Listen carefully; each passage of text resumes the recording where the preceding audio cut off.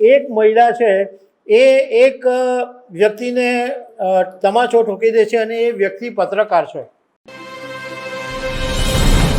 બાગેશ્વર બાબા ફરી એક વખત ચર્ચામાં આવ્યા છે.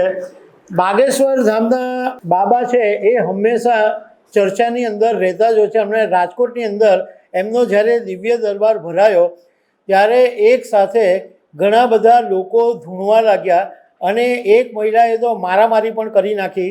ત્યારે આ ફરી એક વખત બાબા ચર્ચાનો વિષય બની ગયા છે. તો આના વિશે તમારી સાથે વાત કરીશ. મારું નામ રાજેશ શાહ છે અને તમે જોઈ રહ્યા છો ગુજરાતના સૌથી મોટા ડિજિટલ પ્લેટફોર્મ ખબરચર.com. બાગેશ્વર ધામના બાબા એમનો એક દિવ્ય દરબાર 5 થી 7 તારીખ રાજકોટમાં આયોજિત હતો અને એમનો દિવ્ય દરબાર આયોજિત થાય એ પહેલાં જ વિવાદ ઊભો થઈ ગયો હતો અને એક પાટીદાર અગ્રણી એમણે બહુ મોટી ચેલેન્જ ફેંકેલી હતી, પણ એ પછી તો કંઈ થયું નહીં અને પરસોત્તમ પીપળિયા છે એમણે આ જે વિરોધ નોંધાવેલો હતો.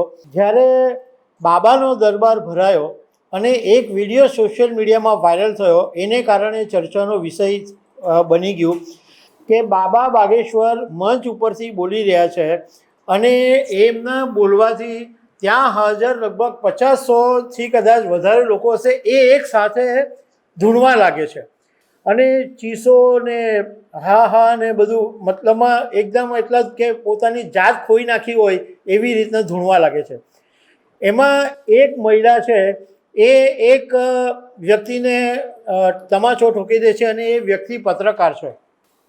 હવે જ્યારે આ મહિલા ઝૂંટતા ઝૂંટતા એ માણસને લાફો ઠોકી દે તો પેલો જે પત્રકાર છે એને પણ મહિલાને 5-6 તમાચા ઠોકી દીધા અને મતલબમાં એની સાથે પણ બહુ જ મારામારી થઈ ગઈ.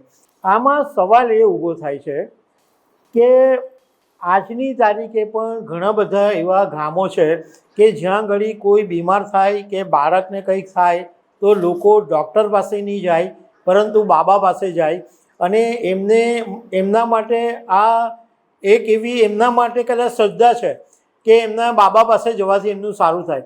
પરંતુ સવાલ એ ઊભો થાય કે મંચ ઉપરથી એક માણસ હુંકાર કરે અને ત્યાં આગળ બધાને એક સાથે માતા આવી જાય, બધા જ એક સાથે ધૂણવા લાગે, એવું કેવી રીતે બને? અને આજનો મોડર્ન યુગ, આજે 21મી સદીમાં, આજે ટેકનોલોજીમાં આપણે આસમાનમાં જવાની વાતો કરી રહ્યા છે અને એવા સમયે કોઈ એક માણસ આવી રીતના વાત કરે અને લોકોની અંદર આવી રીતના અંધશ્રદ્ધા ફેલાઈ જાય. ચલો બાબા કથા કરે કે બાબા બીજું કંઈ કરે કે બાબા હનુમાન ચાલીસાની વાત કરે તો એની સામે તો કોઈને કોઈ વાંધો હોય જ નહીં શકે, પરંતુ બાબા બાગેશ્વર મંચ ઉપરથી બોલે અને આટલા બધા લોકો જ્યારે ધૂણવા લાગે ત્યારે સવાલ તો પેદા થવાનો જ છે.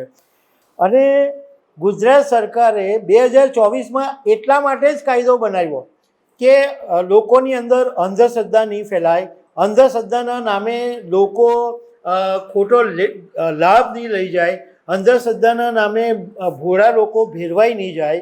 કારણ કે મંત્રો અને આ ને તેને કરીને બિચારા ભોળા લોકોને ભેરવી નાખે છે.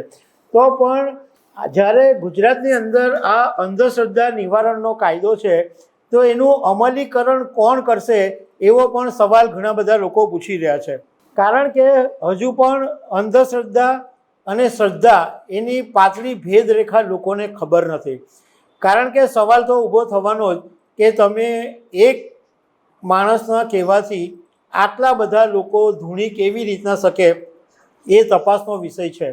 અને પુરુષોત્તમ પીપળિયાએ જ્યારે આ વિડીયો સોશિયલ મીડિયામાં વાયરલ થયો ત્યારે ફરી ચેલેન્જ ફીકી કે બાબા બાગેશ્વર જો કોઈ પણ મીડિયા હાઉસમાં મારી સાથે ચર્ચા કરવા આવે તો હું તૈયાર છું, કોઈ પણ એની ઓફ મીડિયા, તો હું એમની સાથે ચર્ચા કરવા માટે તૈયાર છું અને કોઈ પણ પ્રકારના દરેક જવાબ હું આપવા માટે તૈયાર છું.